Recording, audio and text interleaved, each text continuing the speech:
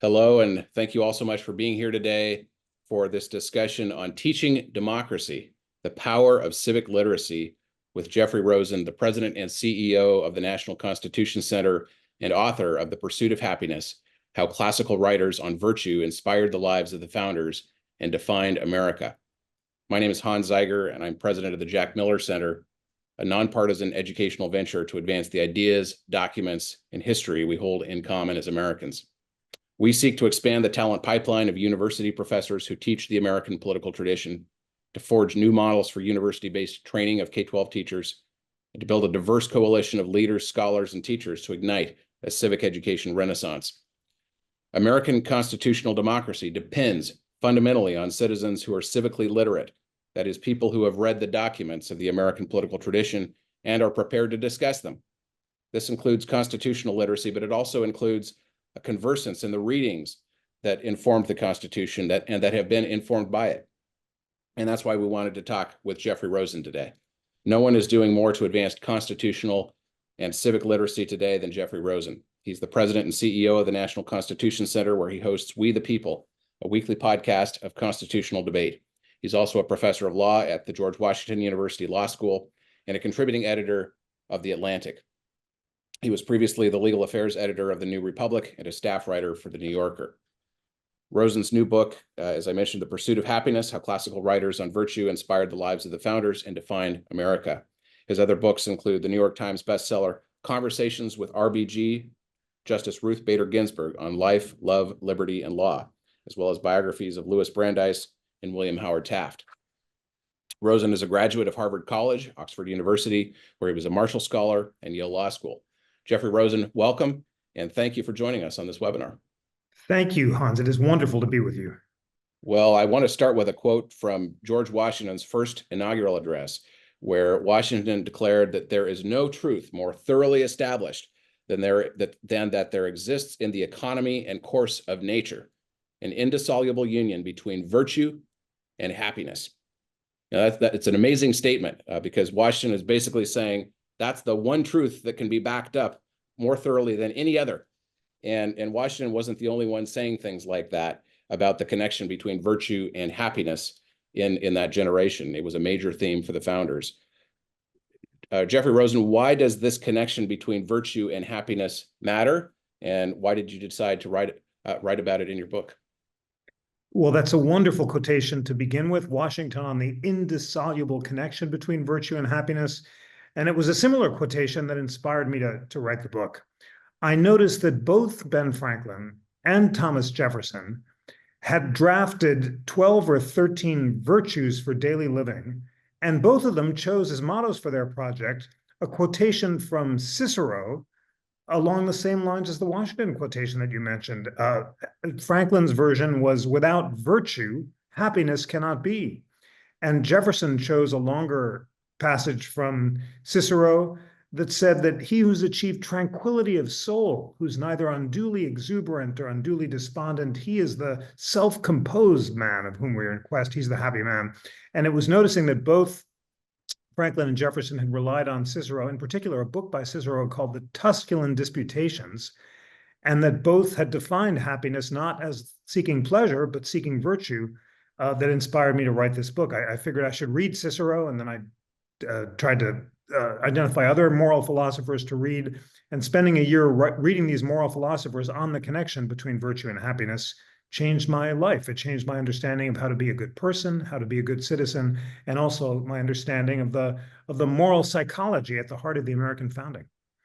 So you decided to sit down and read the books that the founders read. What kinds of books? You mentioned Cicero already, of course, but what are some of the other books that they were reading, and what were some of the major themes and topics that they were encountering in the books that they read? Well, what really sparked the project was discovering a golden reading list that Jefferson sent out to kids who were going to law school or people who asked him when he was old how to be educated. It's called the Letter to Robert Skipwith, and he revised it over the years. But what struck me about this list was both the breadth of the books on it and also the rigorous schedule that Jefferson prescribed. It includes sections on moral philosophy and political philosophy and history and science, what caught my eye was the section on moral philosophy. And sometimes Jefferson called it ethics or natural religion. And at the top of the list was Cicero's Tusculan Disputations, then Cicero's On Duties, Marcus Aurelius's Meditations, Epictetus, Seneca, as well as Enlightenment philosophers like Locke and Hutcheson and Bolingbroke and Hume. And what struck me about this list is that I hadn't read any of the philosophers on it. And I've had a marvelous liberal arts education, and I'm so grateful to my extraordinary teachers of English literature, which I was an English major in college, and political philosophy and history and law, who taught me at these great schools. But I didn't read the moral philosophy because it had fallen out of the curriculum by the time I was in college. So basically, the whole project was I read the books because I thought I should fill a gap in my education. And then what also struck me about the list is Jefferson's very rigorous schedule. He said you've got to get up every morning before dawn, spend 2 hours reading moral philosophy, then breakfast, then political philosophy and history, then lunch, then science and math, then dinner, then Shakespeare and poetry for some light entertainment, and then to bed 7 days a week, 12 hours a day. So during COVID, I tried a version of it, and I got up early, read moral philosophy for 2 hours, watched the sunrise, wrote these crazy sonnets to sum up the wisdom that I learned. I still don't know what got into me, but the experience of deep reading for a year, in particular, reading this superb and light-filled moral philosophy, was transformative. And you asked what the common themes were. And the basic essence of classical and Enlightenment moral philosophy is the importance of self-mastery, self-improvement, character improvement, being your best self, using your powers of reason to moderate or modulate your unreasonable passions and emotions so you can achieve the calm tranquility and the virtues of temperance, prudence, courage, and justice that define virtue and excellence. I mean, today we use words like emotional intelligence or impulse control, resisting immediate gratification to serve your long-term interest. But the classical distinction between reason and passion is crucial. And that's why so much of the quest is a quest for emotional self-control and balance. And that's the reason that temperance really is the central virtue that all the classical authorities are trying to achieve. I've been fascinated with the readings that shaped the minds of the founders since I was in college. I wrote my senior thesis on George Washington and how he was motivated by a certain classical Republican idea of fame. And Washington, of course, was not as widely read as some other founders, but he did read deeply from some classical texts. And I went back and read some of those texts, Addison's Cato, to bring forward into the Enlightenment period, referencing back to the classical period. And then Seneca's Morals figured prominently. And it turns out that you can find echoes of these works in Washington's generalship and his statesmanship and in his public and private writings. And it suggests very powerfully that, there was a dependence on these kinds of works in the founding generation, and also that intellectual preparation matters for ethical leadership in any time. And would you agree with that? And I wonder if we could unpack, the relationship between reading and action. I agree completely. And Hans, it's so wonderful that you were moved to read the books that inspired Washington's conception of ethical leadership. And I completely agree with you. Addison and Seneca were the authors who most influenced him.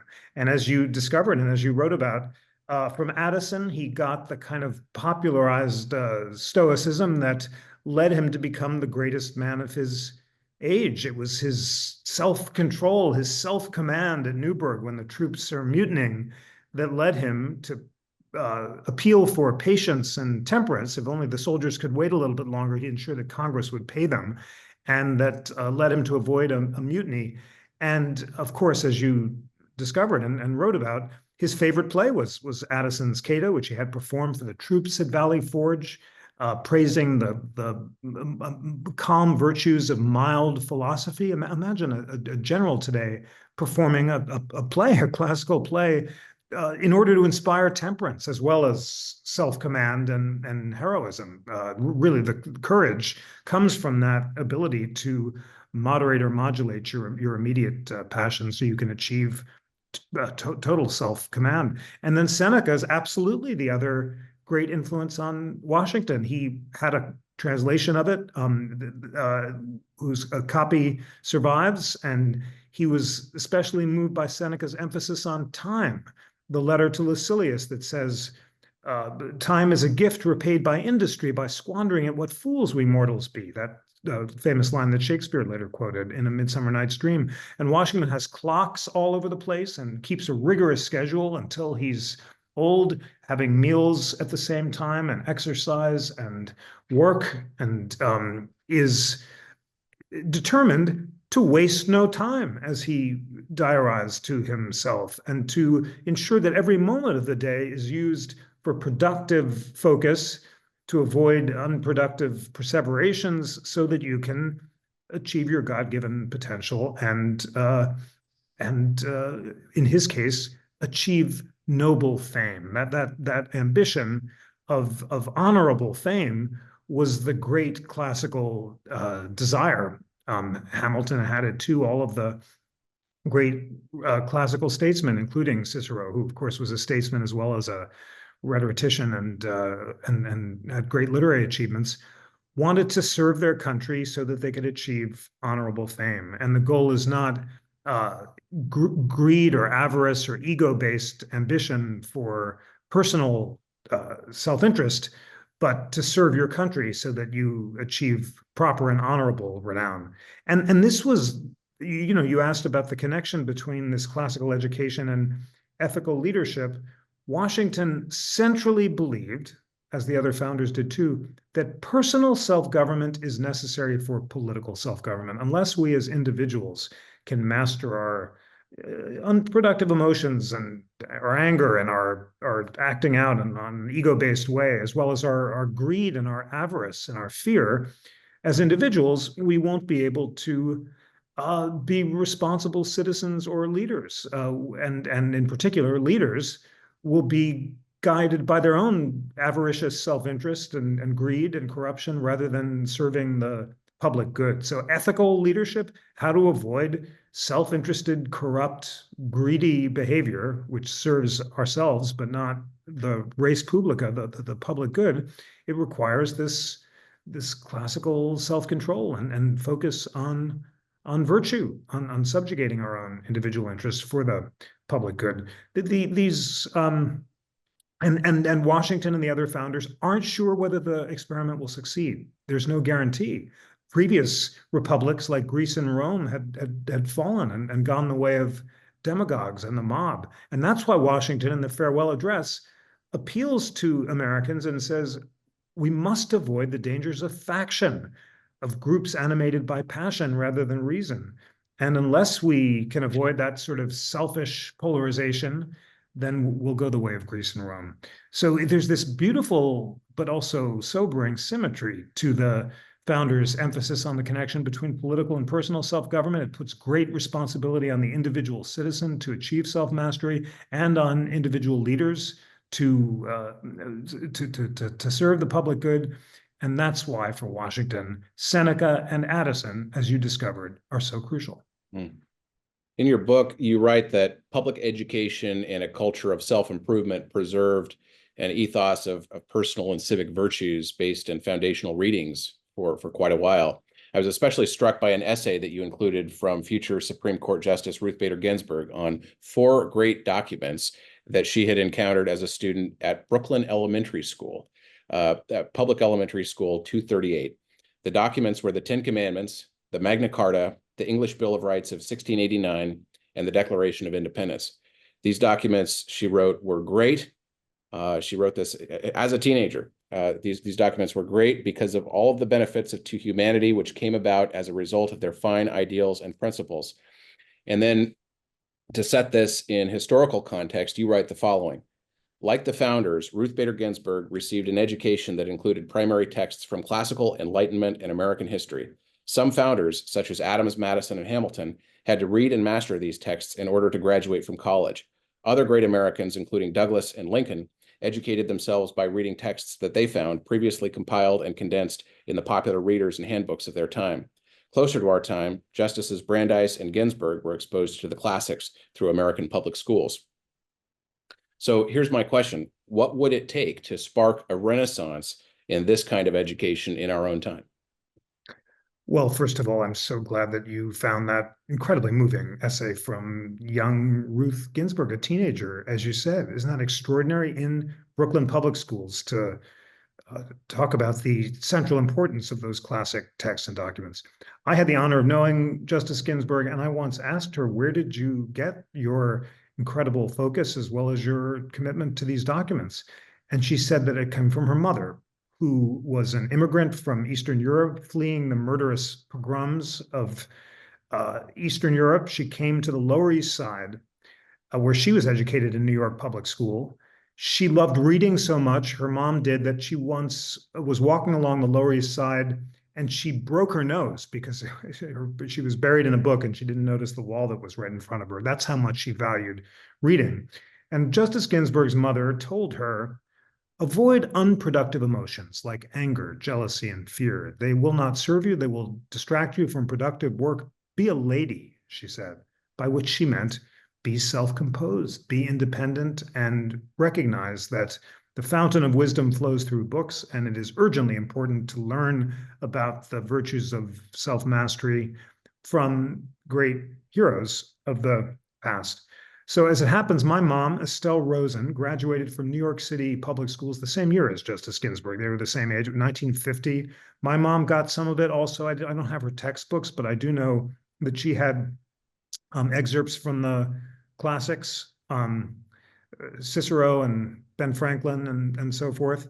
And we also know that the great Frederick Douglass had it. And if any time that someone today says, well, this is elitist material for privileged people, think of the Columbian Orator, the book that Douglass went onto the streets of Baltimore and bought with bread after buying reading lessons with bread from boys on the street because his wicked master forbade him from being taught how to read. And Douglass was so determined to liberate his mind that he bought the lessons and he taught himself how to read, and he bought this book. And it's this small book. David Blight brought out a first edition of it, the great Douglass biographer, at a book event I did. And it's like a sacred text. There's nothing more moving than this book. Blight has also republished it. And it's a short collection of excerpts. It has Franklin and Cicero. It has a dialogue on slavery that inspired Douglass to become the greatest abolitionist of his time. And this was the best-selling textbook of the 19th century. It wasn't some obscure thing. Millions of copies sold, along with the McGuffey Reader. Both the Douglass book, The Columbian Orator, and the McGuffey Reader inspired Lincoln and inspired millions of New York City and public school kids from around America, including Justice Ginsburg and my mom. So how to revive it? Well, first, thanks to the Jack Miller Center for the urgently important work that you are doing to inspire teachers to teach the classics, to convey the Enlightenment and classical roots of the American founding. And here's the place to start: focusing on primary texts. It is extremely important to return to the primary texts and to allow students to study them and decide for themselves. That's why these McGuffey readers and primers were so important. They were basically just short excerpts from primary texts. Now, sparking a revival today, the greatest challenge is the fact that, as we all know, people are not reading deeply as consistently as they used to, because we're all addicted to these darn screens. And speaking for myself, I'll just quickly share that for me, the biggest takeaway of this unusual COVID era reading project was getting back into the habit of deep reading. I just fallen out of the habit. I read in college, but I became addicted to the screens, and I would read for deadlines or for an immediate work thing I had. But just reading books unrelated to work is something I'd fallen out of the habit of doing. So because of this project, my rule after I finished this book was, when I wake up in the morning, I have to read before I browse or surf. I'm not allowed to check the internet or check email until I've read for, a while, a half hour, an hour. I'm not catching the sunrise every morning, but I am keeping up a new habit of deep reading. And it's totally transformative. I've just finished a new book on how the battle between Hamilton and Jefferson defined all of American history. And it'll be out next fall. And I was just learned so much. And it was because a little reading every morning, you can just do an amazing amount. So I've become an evangelist for the transformative power of deep reading. When I share this message on the road, I get a lot of nods, as I bet there are on this Zoom, because if you're like me, you're addicted to these screens, and you have to redevelop the habit of reading. So the first place to start is just each of us on our own. I'm speaking of adults and teachers can get back into the habit of reading and model that example. And then we've got to take it to our students and learners of all ages. And it's a challenge, and each individual will have his or her own journey. But reading aloud in class is great. If you have the primary texts, and the Jack Miller Center helping to put the primary text online, and the National Constitution Center is doing this as well in our online classes. Teachers can read excerpts from the Federalist Papers together in class. You can read Supreme Court opinions, and read the majority opinions and the dissents. It is very important to show the range of views when it comes to primary sources. And I suppose we can also think of primers and collections of primary source documents and ways of distributing them. I'll stop here because there's no easy answer to this very important enterprise that we're all engaged in, which is to rekindle the habits of deep reading about the founding. But I've learned in talking to journalist friends that one of the challenges is not just getting people's initial attention through search. Articles can come up high, and for example, the NCC's interactive constitution, most people find it through search when they search for an amendment, and it's gotten 90 million hits. It's among the most Googled constitutions in the world. But the trick is keeping people's attention after you've caught it. And newspapers will sometimes use other content to get people to stay on the page. But our goal, and this is just to be honest about the degree of the challenge, it's to keep people engaged over time. This isn't a TikTok problem where you can just have a 2-minute, teaser. You actually want people to spend some time. The NCC podcasts are an hour each, and the classes, are an hour, and reading a document takes some time. It is possible to do this. People will engage with deep, serious content if it's engaging and tells stories. That's the story of Ken Burns, who is America's storyteller. His New American Revolution documentary is 12 episodes of 2 hours each. They're really long, and people will spend hours with Ken Burns because he's such a riveting storyteller. And good long-form podcast content can also engage people. But this is the long answer to your important question. My instinct is our goal together is to encourage deep reading and engagement with the documents, not just to get one click to get people to sign on to a sort of gimmicky, TikTok ad, but to come to see the relevance and excitement of learning, and then to stay with the documents so that they'll actually read them. You mentioned Ken Burns. You recently presented your Liberty Medal, which is a prestigious honor you present every year to a distinguished American, to Ken Burns, and it's worth going back. Would highly recommend folks go and check out his remarks and the interview that you did with him on that occasion. Very inspiring. Let's talk about the work that you are doing at the National Constitution Center. It's a really special place with a wonderful mission. What should folks know about the NCC, and how can they get involved? Well, I'm so honored that the Jack Miller Center held part of your recent Civic Summit at the NCC, and you held it in what's now among the most constitutionally inspiring spaces in America, the grand atrium of the NCC, which has the words of the First Amendment inscribed in 50 tons of marble shimmering in gold. And then I'm so glad, Hans, that you did something that I always ask our audiences to do during all of our shows, to gaze on the words of the First Amendment and then turn their gaze to Independence Hall. And it's the most inspiring view of Independence Hall in America. And just the privilege of being in that space and thinking about, feeling the relationship between those documents, the First Amendment, the Declaration, and the Constitution, is unmatched. So holding stuff at the NCC is very significant. when it has a constitutional theme, and I'm so glad that you're thinking of coming back for your Civic Summit in 2026. In addition to that wonderful space, we have a marvelous and very exciting collection of online courses and materials that teach the Constitution from a nonpartisan perspective. And I mentioned the core of our material is the interactive Constitution that's gotten 90 million hits now. It's among the most Googled constitutions in the world. And it brings together liberal and conservative thinkers to write about every clause of the Constitution, describing what they agree about and what they disagree about. So you find Justice Amy Coney Barrett and Neil Katyal with 1,000 words about what they agree about the habeas corpus clause, and then separate statements about what they disagree about. Multiply that by 80 clauses. It's just an extraordinary core curriculum in the Constitution. We've supplemented that with a great Constitution 101 class for high school. Right now, we're also developing a middle school version. The high school version began with videos on our website, and I taught the initial class, but we've just launched a version with Khan Academy, and this is so exciting. Khan, of course, is the leading online math and science educator. This is their first civics class because Saul Khan is really committed to teaching founding principles. And we've assembled the greatest scholars in America, many of whom teach for the Jack Miller Center, liberals and conservatives, Robbie George and Gordon Wood and Heather Gerken and Carolyn Winter. And it's so exciting to bring together the leading legal scholars and historians from diverse perspectives to teach the Constitution free and online. So there are videos from these scholars. There are primary source documents, including links to the Founders Library.